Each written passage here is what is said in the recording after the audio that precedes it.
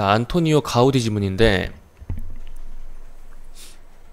지문은 읽는데 별로 어렵지가 않았죠? 문제 볼 때 조금 생각해줘야 하는 문제가 두 개 있어가지고 그런 것 같은데,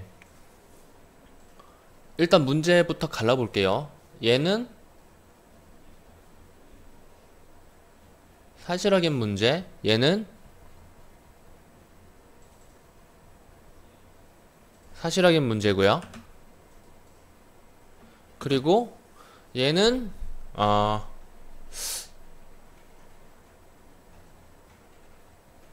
추론 문제인데 이렇게 돼 있어요.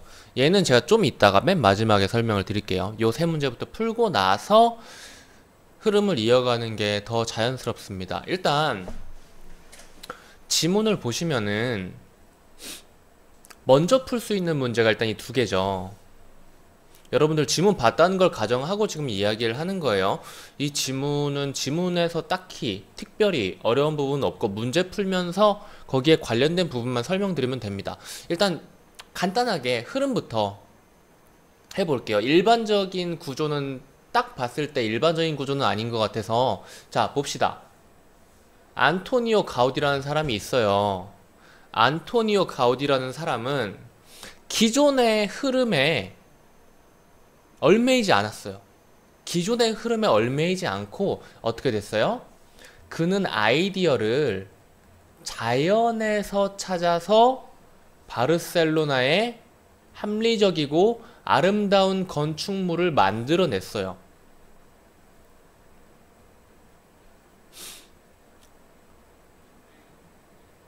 그래서 사실 이 두 문제부터 풉시다. 여기 조금 이야기하려다가 이 두 문제가 제일 간단하니까 이거 두 개부터 풀게요. 그래서 안토니오 가우디가 그 건축물들을 만들었는데 그 당시에 이 이문단은 그 당시에 건축의 시대상이라고 보시면 돼요. 그러니까 배경을 설명해 주는 거죠. 이러이러한 환경이었다. 이러이러한 조건이었다 라고 하는 거죠. 그리고 나서 밀라라는 사람이 가우디에게 의뢰를 했는데 그래서 가우디가 밀라의 집을 만들어 줬어요. 근데 이런 것도 재밌지 않니? 읽으면서 난 이런 거 보면 재밌는데? 그러니까 여기에 처음에 그림이 먼저 있고 카사밀라라는 게 있어. 그림이 먼저 있고 카사밀라라는 게 있는데 이 카사밀라가 밀라라는 이름이 먼저 나와가지고 이거랑 연관이 있나 해가지고 읽다 보니까 카사밀라가 밀라의 집이네. 근데 뒤에 보니까 카사바티오가 있네. 이건 바티오의 집이겠네? 라는 식으로 생각을 해줄 수가 있는 거죠. 이게 바티오의 집인지 아닌지 정확히는 안 나와 있지만 이거에 따르면 바티오의 집일 가능성이 되게 높다는 거죠. 이런 식으로 읽으면 좀 재밌어요. 나는 이런 거 읽으면서도 배우는 기분이 드니까. 자, 그래서 어찌 됐건 간에 산문단은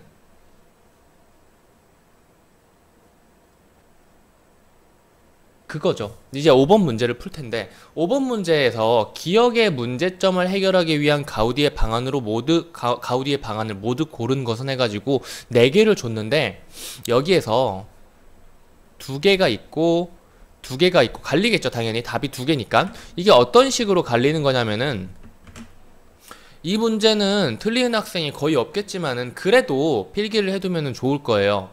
그냥 필기하면서 이해하고 그냥 다시 안 봐도 상관없습니다. 보면은 볼게요. 기억이 있어요.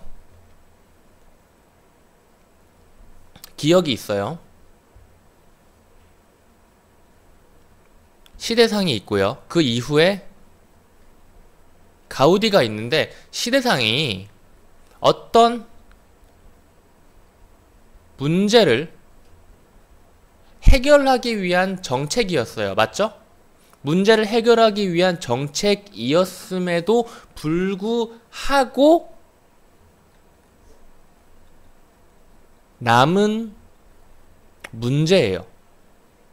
그것을 가우디가 또 해결을 해준 거죠. 어떻게? 자연에서 모티프를 얻어와 가지고 기존의 흐름에 얽매이지 않고 자기만의 창의적인 방법을 이용한 건축물로요. 맞죠?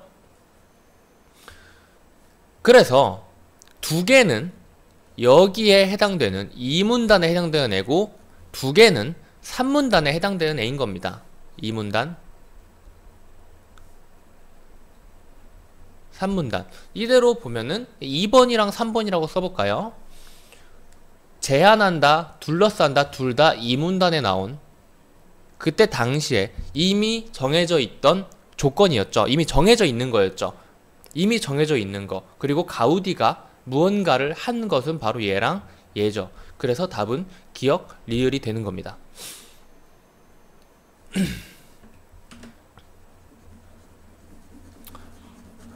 5번 문제 풀었고요. 이제 6번 문제 풀 건데 4번이랑 7번이 더 어려워요. 4번이랑 7번이 더 어려운데 문제 푸는 순서대로 지금 나가고 있는 겁니다.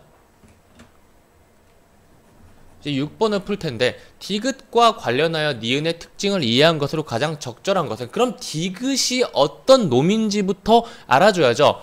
디귿 그리고 니은, 사그라다 파밀리아 성당, 그리고 다중현수선 모형 보니까 사그라다 파밀리아 성당이 다중현수선 모형을 적용한 놈이다. 그럼 다중현수선 모형은 어떤 특징을 가지느냐라고 하는데 앞부분에 안 나오고 여기만 봐주시면 되는 거예요.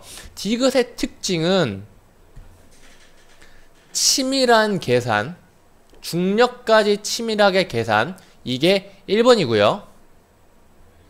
그리고 날렵하고 균형 잡힌 건축물, 예전에 고딕 건축에서 필수적인 버팀벽이 없어져가지고 날렵하고 균형 잡힌 건축물, 이게 2번이죠. 두 가지가 있단 말이에요. 그럼 이 둘 중에 하나에 해당하는 것을 선택해 주면 되는데 날렵하고 균형 잡힌 건축물은 없어요. 이거 없고요. 이거 없고요. 이거라고 생각할 수가 있지만은 수학적 직선이 날렵하고 균형 잡힌 건축물이라고 말을 할 수는 없죠. 수학적 직선이라도 날렵하지 않을 수 있으니까요. 그러면 뭐가 남을까? 치밀하게 계산, 치밀한 설계. 그래서 답은 4번인 거죠. 이제 나머지 두 개를 풀 텐데요.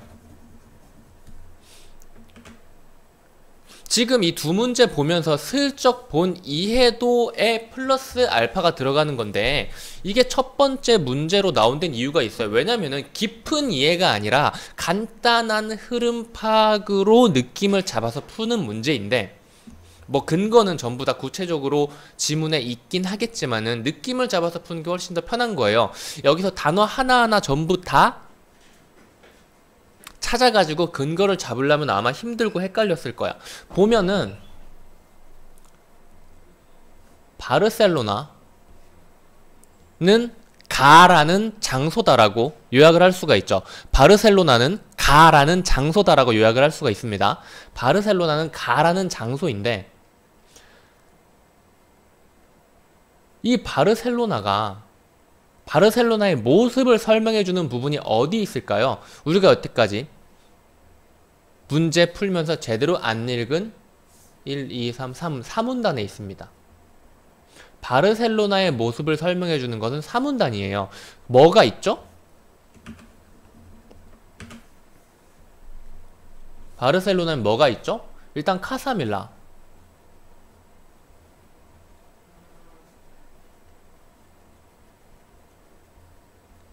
카사바투요. 사실 근데 이걸 쓸 필요는 없습니다. 카사밀라, 카사바투요, 구엘공원, 사그라다 파밀리아, 성당, 요렇게 네 가지가 일단 보여지네요. 여기서 이게 바르셀로나에서 가우디의 건축물이 남아있는 애들일 텐데 뭐 다른 것들도 있겠지만 어찌 됐건 간에 그래서 이 가우디는 어떤 생각, 어떤 말을 했느냐, 자연은 나의 스승이다라는 그의 말처럼 자연에서, 작품에서 모티프를 따왔다. 여기 부분이 그대로 이어지죠. 그래서 보시면은 가우디의 조각품이 숲과 조화된 생태 도시라고 하기에는 가우디는 건축을 한 거지 조각을 한 사람이 아닙니다. 무슨 말인지 알겠어요? 이 구엘공원에서는 이게 있긴 하겠지만은 주된 흐름 자체는 이 건축이라는 거예요. 그림으로 집을 보여줬다는 것만으로 해도 주된 흐름은 조각품이 아니라 건축이라는 거죠. 그리고 숲과 조화라기보다는 가우디는 자연에서 모티프를 따온 거죠. 그래서 숲과 조화라기보다는 이 성당에 가면은 성당임에도 불구하고 숲에 와 있는 듯한 느낌을 받는 거지, 숲과 조화도 딱히 나와 있진 않죠. 가우디의 개성과 상상력이 흐르는 중세도시.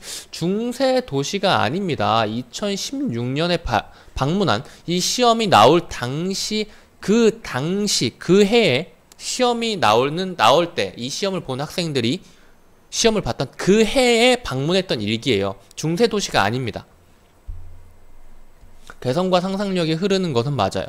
감성을 담은 가우디의 건축이 우뚝 선 거 맞고요. 감성을 담았다라는 부분에서 잉 해가지고 아니라고 생각할 수도 있겠지만, 감성이라는 게 뭘까요?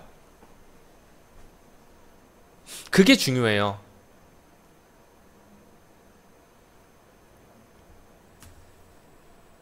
감성이라는 게 뭘까요? 이 감성이라는 추상적인 개념 때문에 3번을 답으로 못 찍은 거예요. 답이 3번이거든. 왜냐하면 자연은 나의 스승이다 라고 가우디가 말을 했기 때문이에요. 무슨 말인지 알겠어요? 자연은 나의 스승이다 라는 생각을 가지고 그 감성을 바탕으로 건축을 했다는 거예요.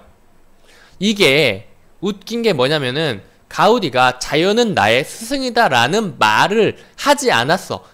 아니, 하지 않았다는 게 아니라 이 말이 만약에 지문에 없었어요. 이 부분이 없었다고 쳐봐요. 그러면은 이 3번이 답이 될 수가 없습니다. 무슨 말인지 알겠어요? 가우디의 감성은 여기에서 드러난 거라고요. 자연에서 모티프를 따왔다라는 것만으로 확실하게 드러나지 않는 거예요. 자연에서 아이디어를 따온 게 가우디의 감성은 아니지만, 자연에서 아이디어를 따왔다라는 거랑 자연은 나의 스승이다라고 말하는 거에는 엄청난 차이가 있죠.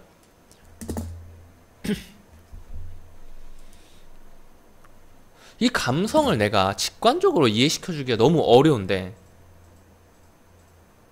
이렇게 말해서 이해가 됐을라나? 그걸 잘 모르겠네. 뭐 더 궁금한 게 있으면 질문 남기시면 되겠습니다. 요 정도 설명이 가장 깔끔할 것 같아요. 그리고 가우디의 도시 설계가 바탕이 된, 가우디는 도시를 설계한 사람이 아닙니다. 그리고 청정위생 도시는 딱히 이 부분을 보면은 이런 것들을 해결하기 위해서 이렇게 만들었다라고 생각하면은 맞을 수도 있겠지만은, 현재 모습이 청정위생 도시인지도 나와 있진 않죠. 합리적인 가우디의 관찰력으로 살아난 과학도시 아닙니다. 가우디의 관찰력이 합리적인지, 자연의 본성을 합리적으로 사고했네요. 합리적인 가우디의 관찰력은 맞는 말이네요. 그래서 이렇게 OX 체크가 되고 답이 3번인 거예요. 3번은 결국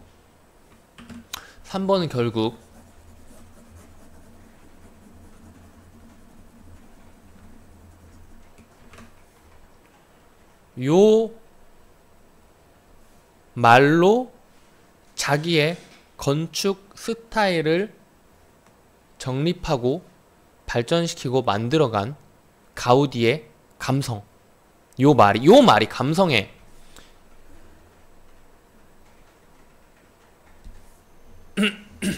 감성이 뭐야? 어떤 사람의 내면에서 일어나는 거잖아요. 어떤 사람의 생각이라거나 그게 드러나 있어야 감성이 되는 거죠. 여기서는 딱히 나와 있는 부분이 없고 이 부분 하나만 나와 있는 겁니다. 이 부분 하나에 있어서 답이 3번이 되고 1, 2, 4, 5번은 당연히 답이 아닌 거예요. X자 표시한 거로 인해서. 이제 마지막 문제를 볼 텐데, 이걸 왜 이렇게 했냐면은 이 4번에서 이어지는 거라서 그래요. 가우디가 자연은 나의 스승이다라고 말을 하고 자연에서 모티프를 따왔다는 것을 지금 4번을 풀면서 기억을 하고 있었다면 7번 안토니오 가우디는 자연에서 모티프를 따온 사람이다. 그리고 A 몬드리안을 읽어보니까 이 사람은 있는 그대로 재현하는 방법을 버려서 어떻게 수직은 남성성, 수평은 여성성으로 보고 수직선을 나무에서 수평선을 바다의 수평선으로 어떻게 된다고요? 자연에서. 그러면 답은 뭐가 될까요?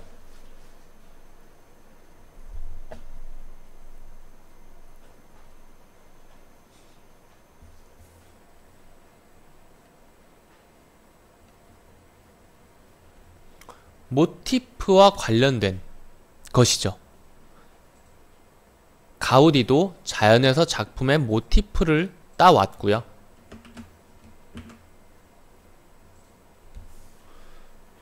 몬드리안도 자연에서 모티프를 따왔는데 그 모티프 선정의 근거가 공통점이라는 말은 뭘까요?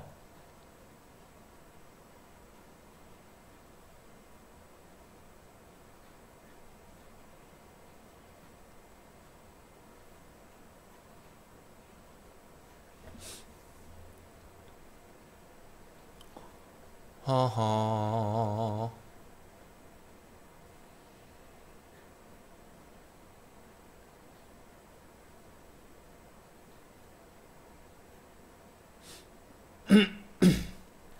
왜 자연에서 따왔을까?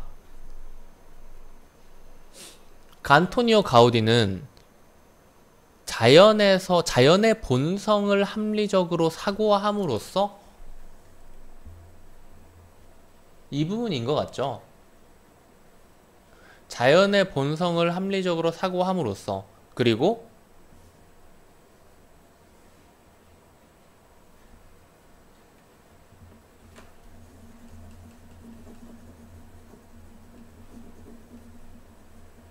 몬드리안은 수직을 남성으로 수평은 여성으로 봤기 때문에 수직선을 나무에 수평선을 바다의 수평선에서 모티프를 찾아 대상을 단순화하였다. 이게 지금 제가 읽어보니까 확실히 4번을 제대로 풀고 나서 7번을 들어가야 제대로 풀리는 게 어찌 됐건 간에 이 사람들이 자연에서 모티프를 따온 사람들이라는 것은 확실하잖아요. 그쵸? 근데 모티프 선정의 근거라는 말 자체가 그렇게 잘 낸 건 아니에요.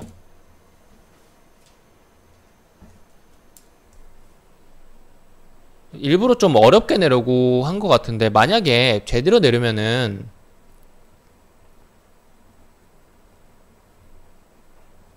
모티프의 대상이었다고 말했다면 확실하게 2번이 될 수 있었을 텐데 모티프 선정 이렇게 하면 너무 쉽잖아요. 그쵸? 그래서 모티프 선정의 근거라고 했을 텐데 모티프 선정의 근거 모티프 선정의 근거 몬드리안으로 보면은 공통적으로 적용할 수 있는 불변의 법칙 이게 자연을 모티프로 선정한 근거라고 볼 수 있을 것 같고요. 그리고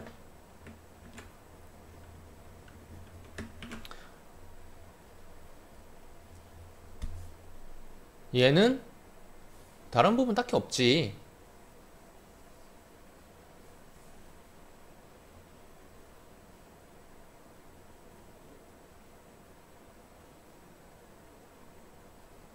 자연의 본성을 찾기 위해서 자연의 본성을 적용하기 위해서 가장 자연적인 것을 적용하기 위해서 그래서 자연을 모티프로 삼았다 라고 생각하시면은 이게 이어질 것 같은데 근데 그렇게 딱 직관적으로 이어지진 않아요. 어찌됐건 자연이랑 밀 거예요. 어찌됐건 자연이랑 연결됐다는 것이 공통점인데 그런데 어찌됐건 간에 수직과 수평을 바라보는 관점에서 가우디는 생각을 한 적이 없고요. 작품 제작의 목적?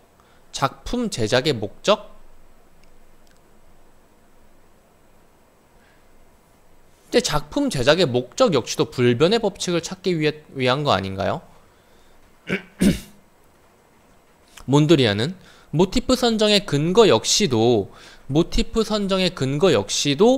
자연에서 불변의 법칙을 찾기 위해서고 작품 제작도 역시 불변의 법칙을 찾기 위해서인데 몬드리안은 이렇게 나왔지만 가우디가 작품을 만든 근거는 있나요?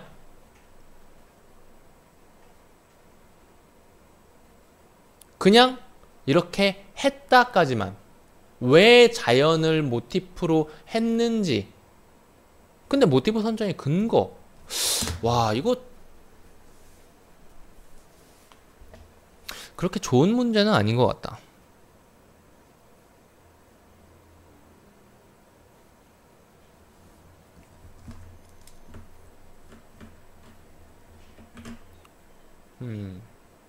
어찌 됐건 간에 안토니오 가우디가 왜 건물을 지었는지에 대해서는 안 나와 있어요. 몬드리안은 불변의 법칙을 찾기 위해서라고 나와 있죠. 그렇게 봐주셔야 될 것 같고요. 작품 표현의 도구의 공통점이 뭐야? 이 사람은 그림 그리는 사람이고 이 사람은 건축한 사람이잖아요. 주요 활동 무대 어디예요? 몬드리안은 어디 있었죠? 안 나와 있죠? 그래서 답이 2번이 된다라고. 근데 이렇게 걸러서 하면 사실 별로 좋지는 않은데 일부러 다 거르긴 거른 거거든요. 직관적으로 답이 2번이라고 생각이 되었으면 좋겠는데 사실 그렇게 좋은 질문은 아니에요.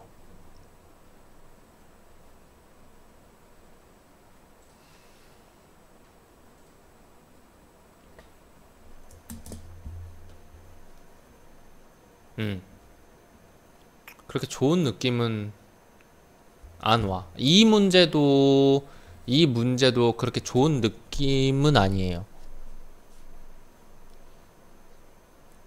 근데 나머지 애들이 너무 아니라서 답이 얘다라고 말하면 사실 할 말은 없어요. 실제로 우리가 언제나 이것도 학평 문제야. 언제나 좋은 문제만 볼 수 있는 것도 아니니까 저도 이런 식으로 4개 거르고 답 하나 찍을 때도 많거든요.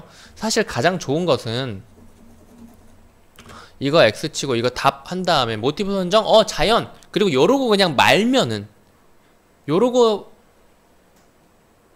말면은 되기는 하는데 사실 모티프 선정의 근거에서 공통점이 나온다라고 말하기엔 솔직히 살짝 애매한 점이 있는 것 같은데 그쵸?